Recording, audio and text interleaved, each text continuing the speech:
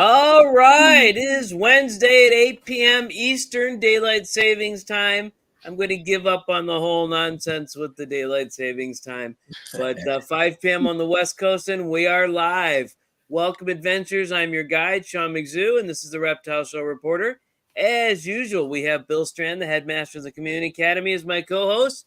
And right behind him, I brought a friend. Our guest tonight. I don't know why she decided to be in the back, but I'm more comfortable on the back because then if I was up front, then I'd be looking like my face would be up to the computer. I hear you. It's Yvette from Misty Mountain Phants. So hey, let's start the video everyone. and we'll dance a little bit as we get this going.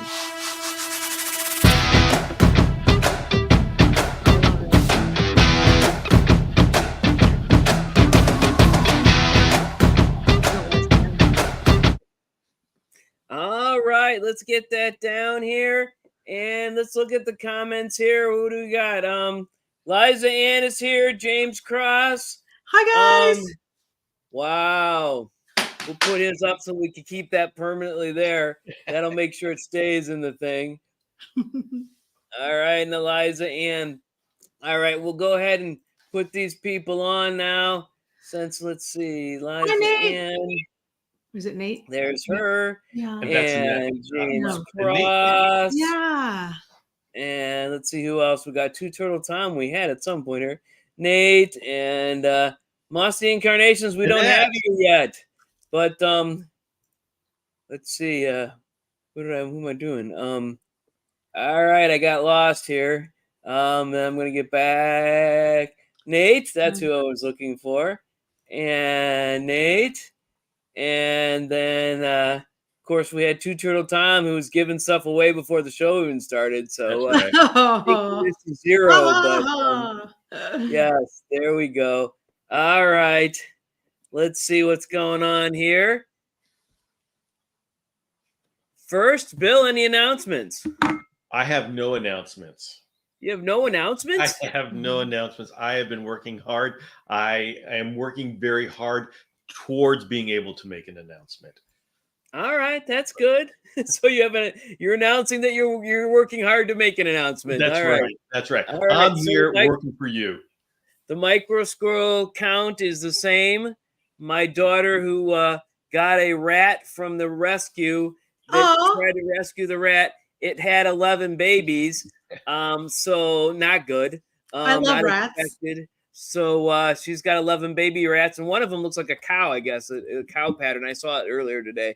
It's really neat. But anyway, so this Saturday, I need to make a choice. I'm going to ask everyone in the audience, I need to make a choice between World Bee Day, which is going to be real close by, and they're going to have all kinds of stuff about bees and everything else like that, and going to Saline Reptile Show. Now, that's 3 hours away. I think because it's 3 hours away and it's a second prom for my daughter. Apparently, prom was boring last week, but she wants to have another one she's going to. So I don't know exactly why that works out, but she's going to be doing that. So I think that's where I'm going to go. But anyways, let's see here. Do bees. All right, that's good. Then we're going to do that. Bees. All right, so Zev Green is here. And, he's in like two different. Okay. So you got Stephanie here. Stephanie already here. On time. Wow. Whoa. I think this is my guest, not me. But that's how cute. She's here to see you. Chris, Stephanie Payne, James Cross. All right. So Mossy Incarnation, I need your picture. So send it to Sean at Reptile Show Reporter, or whatever else other email you want to send, and we'll get you on here. All right. What? All right. So podcast 22 is live. I hope everyone's seen it. It's Clint from Clint's Reptile Room. It is an incredible podcast, not because I did it, but because Clint is the guest, and he pretty much did all the talking, and I just had to sit back and relax. It was the easiest podcast I've ever recorded, except for the one with you, Bill, because, you're good at talking too. So, Ann Panette, who was here last week and took her geckos, has agreed to be our next podcast guest. So I didn't get it done last night. So because I had a migraine. So we'll do it later in the week, and it'll release on the 28th, which is the fourth. What is it? Tuesday, in May. And let's see, YouTube, Spotify. Okay, nothing else I need to talk about. So, Yvette, why don't you introduce yourself? Oh, wow. I'm Yvette Strand. I am the better half of this person right here. Uh-huh. And that we knew. I am multi-talented, Jackie of all trades, proficient at many, and I have a love Fantasticus. Your plate is Fantasticus. That is my passion right now. That's your pet. What about all the other Europlatus? Whatever. Not my thing. Sorry. Right. Not sorry. She's the only reptile person that I know that is so focused on one species and cannot be waylaid by others, although she's been tempted by a Pietchmanai, but oh yes. Oh yes. I'm I don't know, I just kind of when I love them all, I really do, but there's something about the look, the way they move, everything, just the tail, the shape, the color patterns, the eyes, and the only unfortunate thing about it is they don't survive in heat, because then then I'd have more probably. Yeah, but our house is very comfortable temperature all year long. Like dart frogs, like keeping it low, like you'd keep dart frogs. Okay. So what temperature do you try to stay under? 90 or 85? No, I try to stay at 68 or 70 between those two. Very 70, specific. Right. And if it gets too warm, I will shut the lights off. And then I can go into my supplementation, which what I'm using right now, my Fantasticus are able to thrive because I use a specific supplementation a couple times a week. And that's the Repashy with calcium plus low D. And that has been working wonderfully for me, especially in Southern California. Even if with the air conditioning, it can just, with the lights in the room, all the UVB, it gets just too warm. It doesn't matter how cool the house is. So it works hand in hand together. So that might be trailing off, but anyway. Okay. How did you come up with the name Misty Mountain Phants? Well, I did a brainstorm with my mastermind friend here, and we were thinking of names, and Bill and I, and we both love, was it Lord of the Rings? The Hobbit. The Hobbit. It's the Hobbit. Specifically. And he just came up with it. And I'm like, I love it. So I stuck with it. It felt really good. It just rolled off the tongue. And anyway, I love it. Okay. That's cool. All right. So how long do those Phants live? Well, I've been doing even more research because I know that I still don't know everything or even half, but apparently some can live to 20 years. Wow. But around like 10 years is, people might consider 10 years like a really long time. They can live 10 years and I don't know, they can live between 10 and 20 years. Off information I've had, I have one or two that may be approaching 10 years. I got them when they were at least 2 years old, and it's been at least 8 years since I've had them. So yay. Great. So that's that. Okay. So what size enclosure do they need? What's the minimum, I guess? And then we'll talk about ideal. The minimum, we'll say the minimum, let's see. The minimum for one, I do house them all separately. A good size would be the Exoterra 12 by 12 by 18, or comparable, around whatever company might make something similar for an adult. You can keep some babies in there too. Also the Dragon Strand hybrid, they're like that nursery new, I call it the new generation.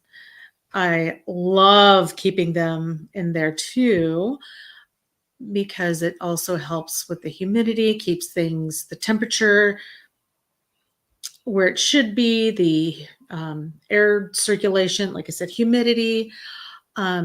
it's kind of like a hybrid inside. I have real and artificial plants. They're not bioactive right now, but I am working on that too, to a future thing.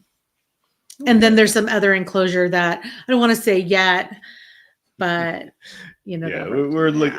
I mean, if you're getting one as a pet, go 36 inches tall, 2 feet wide. I mean, make it as big as you can. I would get one of those 2x2 by 4 foot tall cages.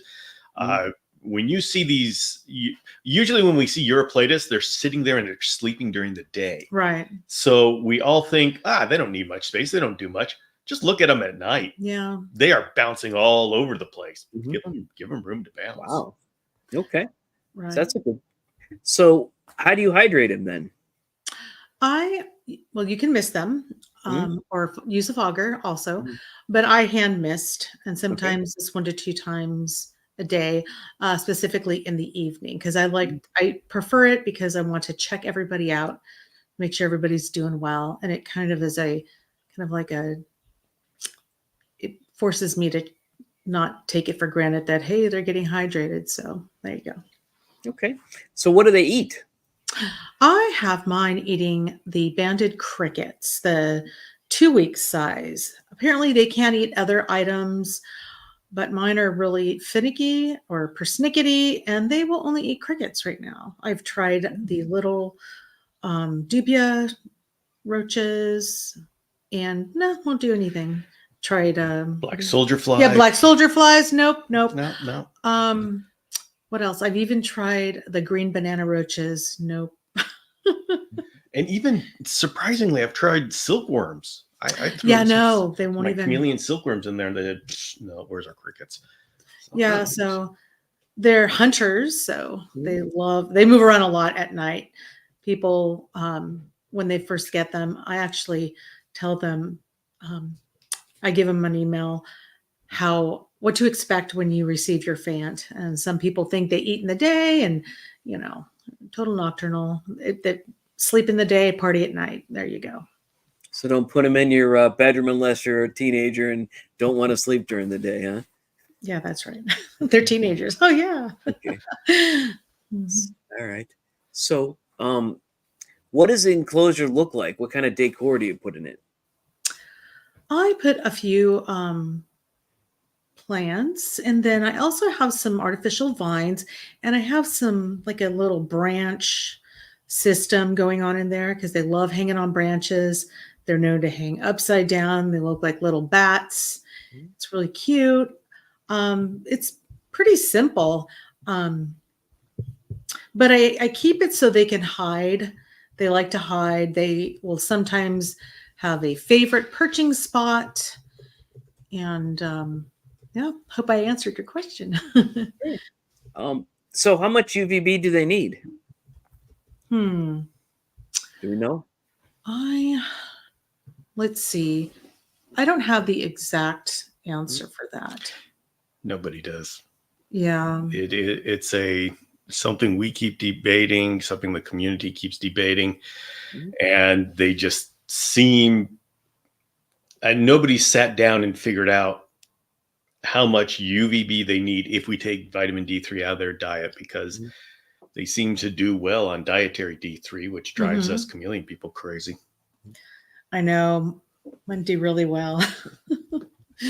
So, she's been under the influence of chameleon husbandry, just because of where she grew, reptile world grew up. I'm a late bloomer reptile keeper. That's okay. There's all kinds. We accept all kinds. So I do. Right. Let's see. Do you? Okay. Let's see where we're at here. So Nate's saying he was obsessed with Europlatus as a younger person. I guess maybe he's not now. That's really cool. It's a great species to be obsessed about. Did you learn about husbandry on your own, or did you have someone to teach you? Kind of somebody to teach me. It was an interesting story about the dragons. I don't know where to begin. we really didn't know. There we were. So there we were. And it just kind of evolved. I'm so confused about this. Yeah, you want to, well, I could share my go ahead and story share his as story. to how this happened.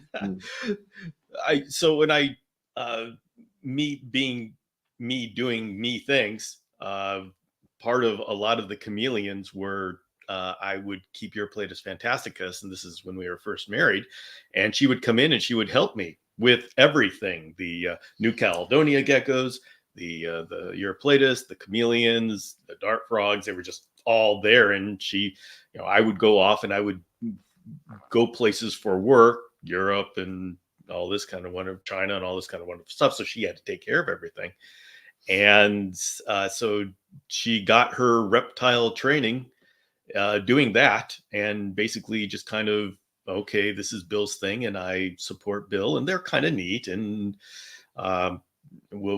she was just being a very supportive partner.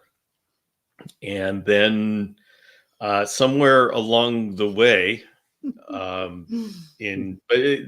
generally speaking, she would always just, it was a burden. She would tolerate these things, all of the reptiles in the house, but it was kind of stressful for her. And so, she's like, oh, you're going to get another one. Oh, and so insert meme here or whatever. Yeah. So imagine my surprise when she sits me down and says she wants some geckos of her own. And I have no idea, what in the world are you talking about? And I still to this day do not know what flipped inside of her to all of a sudden turn her into someone who is absolutely devoted to these little. I thought, okay, we'll give her one, we'll give her a pair, and then she'll tire out of it after a month, and we can, it was fun while it lasted. Like my son loved frogs until he's done with it. So we're going to do that. And instead of tiring of them, she started going to reptile shows without me, and and making her own friends in the reptile world. And so it all of a sudden a new person was born here, and she has gone beyond.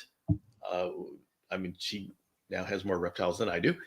And she stole my green banana roaches, which she originally was very appalled at when I told her that there was a roach that could fly. And so there's been a complete change here. And I'm not sure exactly what happened. I just know where we are now. These are really cool. I really want to do these. And we've had them for a long time. So I'm like, might as well have my own since I'm taking care of them. Yep. So anyway. So James Cross is asking if you ever sneak a peek at night with your flashlight. Always, all the time. She is always over it. She knows everyone by name. When she's done with her rounds, she comes and she talks to me and she tells me what Night Ranger is doing, what Midnight Train is doing, and everything. There's a whole drama going on in there. Yeah, a lot of times I have to wake up in the middle of the night just because I do. And then, of course, I'll take my camera phone and I'll start looking in there. And all of a sudden, Bill's like, what are you doing in there? Because you hear all the, enclosures opening and noises like I do, because I'm laughing, giggling, or something silly. And I'm in the Phant room. Yeah, there's a lot going on in there. Anyway, Eliza says, do you free range your feeders? Well, I do not. What I do, and I found it very helpful, is I take one of those 2-ounce deli cups and I put the, crickets in there. And if it's the day that they're put supplement or dust them, I'll put them in there and I'll put them in the enclosure where they know, they see them and maybe away from a branch so they don't poop on it because they'll like perch and poop in their food. Anywho, too much information. So I'll put them in there. The crickets may not end up there, but they go straight for it, and they will they'll like perch wherever they're at and start like eating them. Crickets do get loose and they'll go find them, but generally I just kind of have a little hub or a little cup for them to eat. out of. And it just makes it easier to feed them and to anyway. That's what I do. So I think James was saying he'd get himself a pair of night vision goggles, but he put night vision goggles down. That would be cool. He's too tired from the DIY chameleon guys this morning, I guess. But oh yeah. But okay. Let's see. All right. This is something. What's yours is mine, and what's mine is mine. I think that is Eliza. Oh, you're so funny, Eliza. Well, I did. I took a lot of his enclosures, and so. But then again, I went and got some more from She my took own. all of my enclosures. Yeah, I did. She is threatening to take my Leachianus because it's a gecko. Wow. Once I have room, I will take the Leachianus. So, wow. You know. These New Caledonia geckos are awesome. I have some of those as well. I had one that's actually in a cage that I thought was gone. I thought it passed away, and I hadn't seen it in 3 months or so. And actually, when Abigail was, after having broken her femur, was in the ER, and I came back like 3 o'clock in the morning, and I saw something in the cage move. I'm like, there's nothing in that cage. It's just a plant. It's one of those, what are those? The pothos, the green ones that you like, Bill, the neon pothos. And I'm like, oh, it's the neon pothos. But then I figured out it was actually alive and much bigger than I remember it being. So whoa, it for me for 3 months. What was it? It was a let's see, I could figure it out here real quick, but it was really cool, and I had it, and he was actually there and alive. So I was like, wow, 3 months of continuing feeding and being you think the chameleons are bad, Bill, if you keep feeding them and you don't see them for a couple days, but I didn't see this guy for 3 full months. So yes, robust force Bavavia, robusto, be robusto.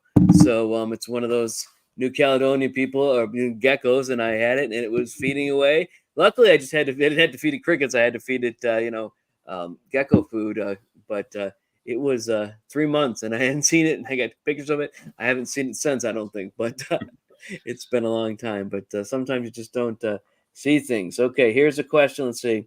We gotta get the one from James. Yeah. James, where are we at here? This one? Yeah. Okay. How did Yvette get over the bugs?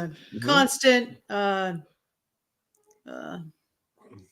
that's a good question. How you? The funniest thing. Being what's that word? It's a simple word. He had to go. I had to just suck it up because he had to travel a lot, and so just had to more exposure to them and not being just suck it up, Well, you call that systematic desensitization. So that's like a snake. You had to get desensitized to closer, you touch it a little bit, you hold it, and the next thing you know, you want to grab them. So let's see. Yes. All right. So Nate wants a Phant room tour. Well, I won't be able to do that. All right. Declined. All right. So that denied. I don't do chameleon room tours either because my chameleon room is not worth touring. The inside of the cages are beautiful, but the outside is a complete disaster. Here's a question from Tom. Is the demand for Phants insatiable? Seems to be. No kidding. What happened here? I've got a little friend as well here today. All right. Bill's going to answer this one. All right. The marketing guy, Tom. Oh, wow. The Phants right now are going through the same cycles as everything else. It has exploded, but with the explosion, you have an explosion of breeders that grow faster than the explosion of people who just say, hey, that's cool, I'll take one. So with more and more breeders, more and more are produced. And then you start messing with the supply and demand where you get a whole lot more supply. And so now there's a lot of breeders out there. They may be having trouble selling, but then they're going to drop out, and then we're going to be going back up again. So it's the same cycle as every reptile, but the community is growing very quickly. That's cool. That's awesome. Yeah, it's a great time to be involved with Fantasticus. Okay. That's good. All right. Let's see. I just displayed James. Oh, here's Eliza, and has any words of wisdom for a hopeful future small batch breeder? How hard are they to breed? They're not. It's let's see. Let me get And any I words think of wisdom for Eliza's, hopeful future small. She's not, and I don't think she's talking about doing Phants in particular, but just being a small batch breeder of reptiles, because she's getting ready to do shamrocks. Oh, I was going to say I was going to draw on the information from Bill. It just, I don't know how to answer that. Are they hard to sex, the Phants? Not really, but sometimes there's some cases where you just don't know. You have to wait till they get a little bit older. So, like the males will have the really thick, like a teardrop on the side of their eyes. They'll, when they get a little bigger, they'll have the little hemipenal bulge. They'll also have a really usually jagged tail, but it's like you have to have more than 2 of those for the male. Sometimes the females will have a jagged tail too, but they have like a little skinny little slice. No hemipenal bulge. Yeah, and the females' tails tend to be smooth, really smooth, no jagged. But again, it can vary. But the bulge is the true telltale of what it is. So Tom is asking, at what age are they sexually mature? They can start, depending on the size, around 6 months. But I believe waiting around 9 months to a year is great, as long as they're, I want to say 6. I'm trying to think of the ounces. I just eyeball it. I just have this feeling. I know. Okay. But sometimes 6 months they'll be not big enough, so you kind of have to wait till the females at least have heft. I noticed too, when you have a pair, a lot of times the male is smaller than the female. So there's a lot of things you learn about the Phants and the sizes and stuff. Okay. So Tom is asking you, Bill, do you think they could become a next crested gecko? Do they have that potential? They're very different, right, than the crested geckos? Yeah, they don't, because their care is a lot more. That's what I wanted to say. Specific. Crested geckos are more forgiving. Yeah. Yeah, the Fantasticus are not that forgiving. They're not really good as far as being held. They can be held, and they'll sit there and they'll walk around, but then they'll jump and try to get away. I mean, I know crested geckos do that as well, but they just don't seem to have the mass appeal that a crested gecko would have. Not because they're not cool looking, not because they're not incredible animals, but because they don't have the same kind of tolerance to being a beginner type thing. Right. So let's take a look at some of these things here. What is this picture there? What does he say? Is that what's the baby? I don't know what sex it is, because it still has its jammies on. Do you remember what this is? Where this was? That was one of our first babies. Oh, that was so long ago. Yes. All right, what's this? Oh my goodness, I love that one. Looks like a male. Yeah. Wow. I love their eyelashes. Oh. There we go. And the wonderful way they sleep. That picture is actually no, is that? I think that's supposed. Who knows? Yeah, that's actually the rotated. But it doesn't matter. They're okay, they're upside down, or I didn't put I don't know. well, he's vertical. He needs to be horizontal. Okay, all right. So, But it doesn't matter. He's still doesn't matter. They still do that this anyway. is what he does. That is so all cool. right.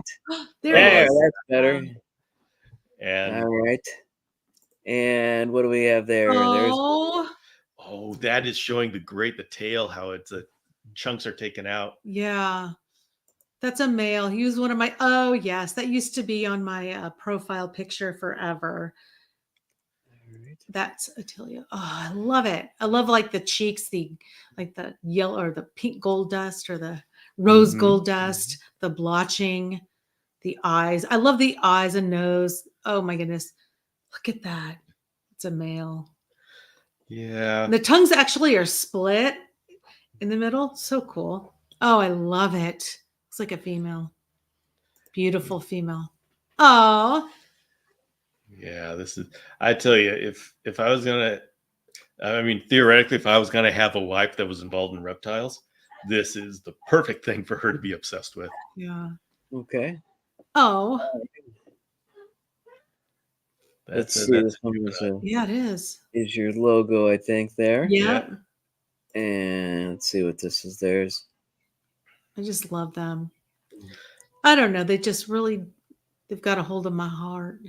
Ooh, So, I love. Are there any locales or subspecies or colorings, or what do you call the different colors? Or is there nothing that's I don't think there's any kind of locales or someone had mentioned something about morphs. Well, it's really just, I don't know, they're colored differently. I guess morph. It's all morph because there's no specific locales. There is another species. It was sometimes called the giant Fantasticus. It's I think a Furo. Oh yeah. But these are not them. They're not them. okay. And then the Ibanawi, the little tiny ones. Ibanawi is like a tailless Phant. Yeah. Let's see. Nate's asking, I may have missed this. Do they drop their tails regularly? No, but when they do, they don't grow back, sadly. Like some other geckos may, but they're still fully functional. They breed. I have some breeders that have dropped their tails at various stages in life, even if the door shuts too loud. Or is that them? That's them dropping their tails because they're upset or something like that. Like it could be something like that. Or if they're trying to take their own shed off, it's really fascinating. I have yet to get a video of that where they will, grab that shed and pull it off. And sometimes their tail goes. Wow. I've seen a baby do that. That was really heartbreaking. Wow. Really? Yes. And they'll pull it off their fingers and they're biting it and they're just, trying to get out of that little cocoon. It's fascinating. Is their temperature, is the incubation temperature, does it, or is it genetic, whether they're male or female? Do we know? Gosh, I don't know. I haven't thought about that. I do keep it like at least a few or so degrees lower than 68. Sometimes the lower the better, and the longer they incubate, the bigger the Phant and stronger it'll be. Okay. So how do their tails get jagged? Do they bite themselves, or they get nicked, or is that just? Oh no, the jaggedness on the tails they're born with it. It's a trait. Okay. A lot of the males have the jagged tails. All different kinds of forms. Some look notched, some look jagged, some are really frilly. And then again, sometimes the females might have a jagged tail too, but mostly it's the male. They have different notches, and yeah, it's just the coolest thing. Okay. And that's how they use to camouflage in the wild. A lot of many traits that they have to do that. Can they cohab with similar sized chameleons? No. No. I don't. Yeah. That is a tricky thing. I say no. So answer is no there, Tom. Yeah. Not on my watch. I'm going to be doing it in this huge enclosure here with a chameleon that is less than the size, because chameleons, it's amazing how big of a thing they can take down. Hey, Vixen. Now, a carpet chameleon, it could work. Panther chameleon, absolutely never. All right. So what else do we need to know about Phants? Let's see. Oh, there was a question about cohabitation. Oh, like if and as when. in, can they be kept together? What's the dangers? Well, let me just say it in the way I would say it, and that's probably a long drawn out way, but there you go. I only will cohabitate for purposes for mating. They can be together for a few days or so, even up to a week, unlike chameleons. And they do fine. And then after that, I separate them because I have kept some together for even longer than that before. And I noticed behavior patterns. Some will hang lower on the branch, some won't eat. Some will, there's dominant behaviors that show like that, like taking food or just, one of them might not be very active. And again, perch lower than higher. And sometimes it doesn't matter if it's a male or a female. It happens both ways. And sometimes if you keep them together a little too long, I've heard throughout the community that they may become like platonic, and they don't want to mate anymore. So it's kind of, and I just like to separate them also to give them a break. So if there's a breeding pair, I don't want the females to get tired, and the males can get tired too.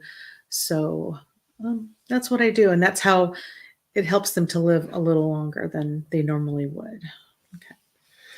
Yeah, in the community, I know there are breeders that keep them together all the time, and so there's no way to say that won't work. But we have just. I got that from him and the chameleons. Yeah, we have found that they just do better. We just feel that they do better. No scientific paper here that we can point you to, but is that because we come from a chameleon background or we're really observing it? It comes down to subtleties in behavior, and she's tried keeping them together, and she'll come out and just say, yeah, they just don't have the same personality. And it sounds like there's a lot of passive aggressive stuff going on, like what we see with Jackson's chameleons. And of course, talk to me, everything goes back to chameleons. But it just looks like keeping them individually is a much better way to go. Now, if you have a 4-foot tall cage, the huge enclosures, maybe it's different. We haven't tried cohabitating in large cages, but we had one long ago. And that's where we would find. Oh, yeah. It was a huge enclosure that he won somewhere. Yeah. And it was beautiful and thickly packed. And I believe we did keep a pair in there because sometimes we just let the eggs hang out. We couldn't find them. Most of the time we didn't find the eggs. Until we found a little baby on the glass, like, hey. So, so cute. Yeah, but the thing is, in a situation like that, where you have a cage that is so heavily planted, this is a problem with these naturalistic bioactive cages. You don't see your animal. And so doing that, we wouldn't know if like the female was stressed because we wouldn't see her. And so I saw James. You're not able to really monitor it.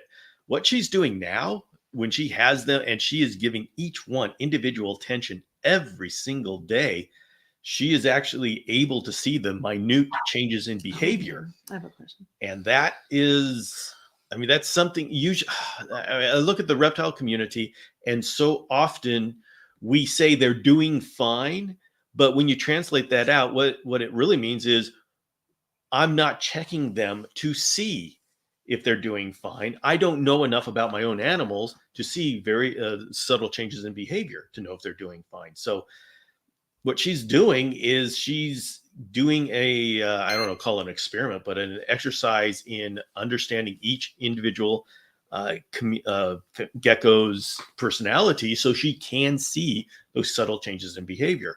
And so I I trust what she's coming up with a whole lot more than what I was doing. So how long did it take to hatch? And my experience, between like 90 days to like 120 days. Some have been longer, so 3 to 4 months. And I don't mind if it takes them a lot longer, because then they're doing more growing, and if the incubation temperature is a little too warm, they'll hatch earlier, which is something I don't want. So anyway, that's a little added bonus there. I needed to put that back up. Bill seems a little obsessed with chameleons, but Comments from the peanut gallery. That's okay. Peanut gallery. I like peanuts. Mm-hmm. Okay. Any vets experience treating them near you? Fantasticus? Yes. Oh, yes, Dr. Greek. Okay. I found out he was a gecko person. I thought he was a chameleon person. So, this was I was so disturbing. exciting. I was so excited. He's like, I am a gecko person. Yeah. I said, what? Yeah. Because he's my chameleon vet. Yeah. And when you learn these things about your chameleon vet. I loved it. Yes, we do. And so he's helped us out a lot, and his team. Yeah. And it's great to have, I just feel so lucky to have a vet and people that work there who are knowledgeable about reptiles. So it really helps out. All right. We're approaching 45 minutes, Bill. Yvette, any final thoughts about these guys? I love them. And they are a lot of work, and I admit I need a vacation. I need a vacation. But I love them. So I don't have any other thoughts. That's all. That's all you need to know. Okay. All right, Bill, we got one last. Everybody needs a fan. Yes. It is a thing to experience. So they're fully expecting Bill to start the Seahorse School podcast. So oh my gosh, we should do that after all the hot-blooded, warm-blooded, cold-blooded, not the cold-blooded, warm-blooded. Yeah, that would be cool. Anyway, long story short. Yeah. All right. Oh no, when Yvette is excited about seahorses, they're so cool. Oh no, this is trouble. All right, so you're going to blame this whole podcast on the or this live show on the Seahorse podcast, but we can't wait to see it. So, Bill, we look forward to that. So. Yeah, thanks. All right. Okay. Any final words, Bill? Oh, be careful what you do with your. Other than it's wonderful going on this this adventure and journey with Yvette, and watching her do the things she's doing. She has such a totally different husbandry approach than I do, and it's and it's fascinating. I'm annoying and fascinating. You're not annoying. It's great. It's a great experience seeing somebody who has such a different way of approaching husbandry. And I mean, I figure out ways of doing it more effectively, more efficiently. And she says, no, don't give me that automation. I want to touch each, not literally touch, but see each one individually every night. And it is a lot of work. She puts in hours and hours every day on this. And but she has a feel for each one of her animals that I'm jealous of. And I'm thinking, okay, how do I get my whole reptile experience and collection whittled down to the point where I can have that same day-to-day feeling for each one of my chameleons? And so I've learned a lot from this. Okay. All right. Let's see. We always give Tom the last word. I don't know why. Well, but you know what? I'm not going to give Tom the last word. I'm going to give Liza the last word. All right. Oh, thanks, Eliza Ann. And then I'm going to give, I don't even, Mossy Incarnations. Is that Annette? Thanks so much. Annette. All right. Oh, cool. I like her name too, Mossy Incarnation. All right. Good night, everyone. Thanks, Yvette, for being here. Thanks, Bill, as always. And we'll see you again next week. I'm probably going to go to the bee show, so we'll be talking about that or something else. We'll see what happens. Yay, bees!